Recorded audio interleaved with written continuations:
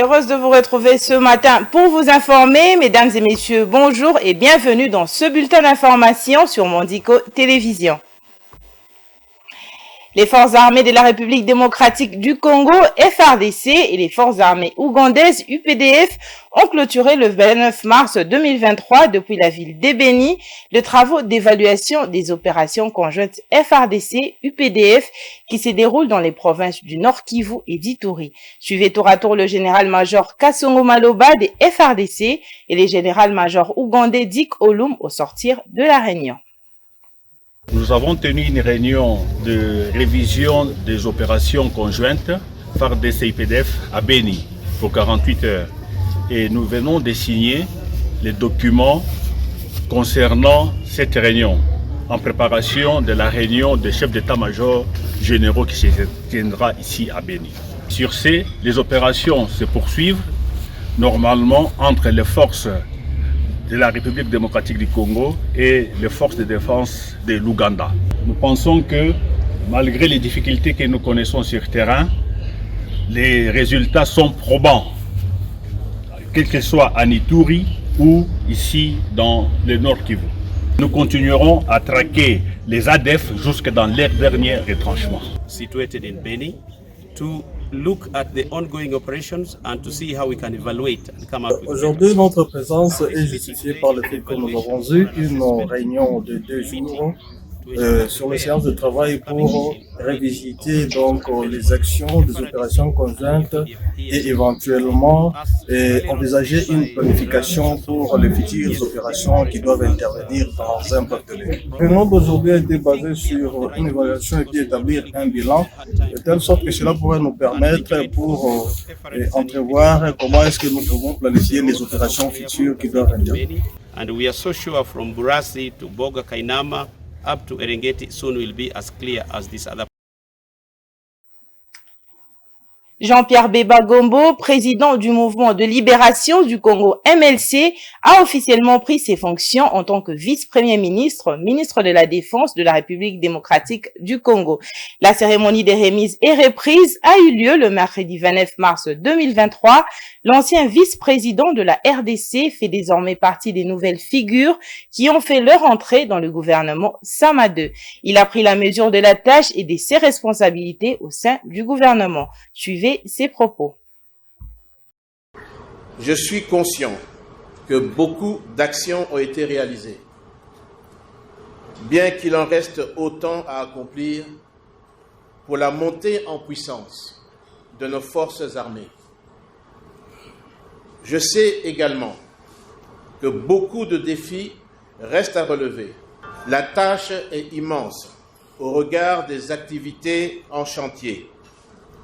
Autant elle est immense, autant notre humiliation en tant que nation, à ce jour, l'est également.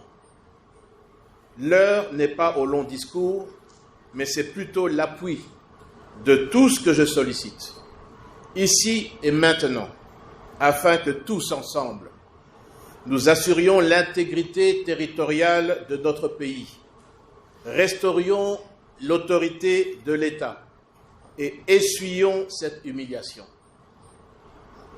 Que vivent les forces armées de la République démocratique du Congo. Que vive la défense nationale. Que vive la République démocratique du Congo. Toujours en rapport avec le nouveau gouvernement, la mise en place de ce gouvernement Sama II à 9 mois de la tenue des élections en République démocratique du Congo, Maître Olivier Nsona, coordonnateur de la dynamique Congo est fort, en parle dans ce bulletin. Il a fait quelques recommandations. Suivez. Qui pense plus à régler les problèmes les plus élémentaires de la population. Tout simplement. Les compétences existent. Mais ce pays parfois pêche par un manque de volonté. Je ne peux pas comprendre. Et dans tous les secteurs, c'est le cas. Ce n'est pas l'arrivée des 10 ministres ou vice-ministres qui va changer quelque chose. Okay? C'est une dynamique gouvernementale. On arrive pour régler le problème de la République.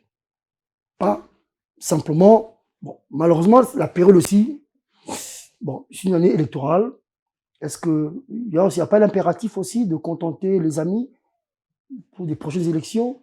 Mais à côté de ça, qu'on gère la République, qu'on puisse gérer les problèmes les plus élémentaires du quotidien des Congolais. L'eau, l'électricité. Monsieur Kazadi, les Koulouna. Attendez, il fallait demander à M. Bemba de dépêcher les bérets rouges. Les Koulouna, M. Kazadi, il faut s'en occuper, s'il vous plaît. C'est une gangrène, mais c'est dans toute la ville de Kinshasa que des jeunes bandits sèment la terreur. Maintenant, c'est plus seulement dans les rues, c'est maintenant dans les maisons des gens. Et c'est pas un problème, ça. Enfin, je veux dire, on peut régler ce problème-là. On peut le régler. Moi, je leur dis bon vent, bien que je suis un peu dubitatif, mais qu'on y mette de la bonne foi, tout simplement. Les compétences existent, mais parfois, on n'a pas envie de bien faire, c'est tout. Monsieur Kamere est compétent, mais je considère que peut-être là, il y a un problème de casting quand même. Hein? Il y a un problème de casting. Avec ce qui s'est passé au ministère hier, oui, je pense que le président aurait pu s'abstenir de donner M. Kamere quand même. Mais bon, il est compétent. En tant qu'économiste, en tant que ministre de l'économie, il peut faire du bon job. Il a été un bon ministre, hein? Il faut le rappeler. Bon ministre, bon président de l'Assemblée nationale. Mais bon, mais c'est un personnage sulfureux quand même, ça, il faut le reconnaître. Bon, c'est quand même une erreur du casting, quand même. Moi, je suis avocat. Moi, je prends acte d'un jugement. On a accusé ce monsieur a été blanchi par la justice. Il a été acquitté par la justice congolaise. Bon, maintenant, le problème, c'est le procureur maintenant. Si vous nous dites que ce n'est pas lui qui a pris les 57 millions, où sont passés les 57 millions? C'est ça le débat. Sinon, vous avez deux camps. Ceux qui croient à l'innocence et ceux qui ne croient pas. Maintenant, il faut laver cela. Monsieur Kamere est acquitté, qu'est-ce que vous voulez qu'il fasse? Il reprend du poids de la bête, il faut son job de politicien. Mais il faille maintenant aux autres qui ont un goût de cendre dans la bouche, qu'on leur dise, mais où sont passés 57 millions? Monsieur Kamere est sorti, Djamal est sorti, beaucoup sont sortis. Maintenant, où sont passés les 57 millions? C'est ça la vraie question, $1 million.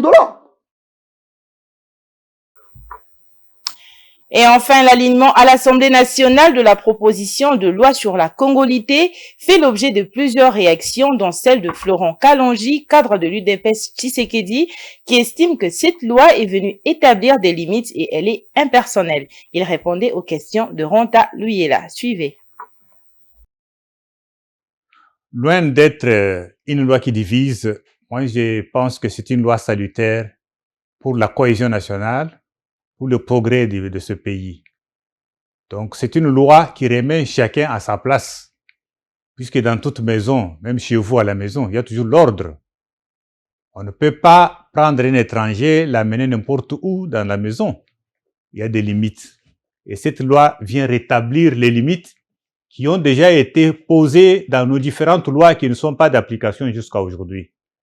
Alors, à nos frères politiciens, je demande l'humilité pour ne pas mettre leurs intérêts individuels au-dessus des intérêts de toute une nation et communiquer le mensonge à la population profitant de l'ignorance, puisqu'ils connaissent bien que dans tous les pays au monde, il y a toujours des limites à certaines fonctions. L'étranger peut avoir des magasins, des boutiques, il peut faire des business, des affaires, mais quant à la gestion de la chose publique, il y a certains niveaux qui sont réservés aux nationaux, des pères et des mères. Ces personnes-là qui pensent que la loi est en train de les viser, ce sont ces personnes-là, ce sont eux-mêmes qui se sentent en désaccord avec la loi. C'est-à-dire que la loi ne vise personne. La loi ne fait qu'appliquer des dispositions qui sont applicables à tout Congolais. Tout Congolais, par Congolais, je vois les Congolais par option, par adoption, les Congolais par naturalisation. Ils sont Congolais. Ils peuvent faire tout ce que les Congolais font. Sauf à certaines fonctions, ils ne peuvent pas accéder. Donc la loi ne vise pas des individus, mais ce sont ces individus qui se sentent peut-être en désaccord avec cette loi, qui veulent faire voir à la population que la loi leur est adressée. La loi n'est pas adressée à des individus. C'est la fin de ce bulletin d'information. Retrouvez le prochain rendez-vous à 16h. D'ici là, bon suite de programme sur Mondico Télévision.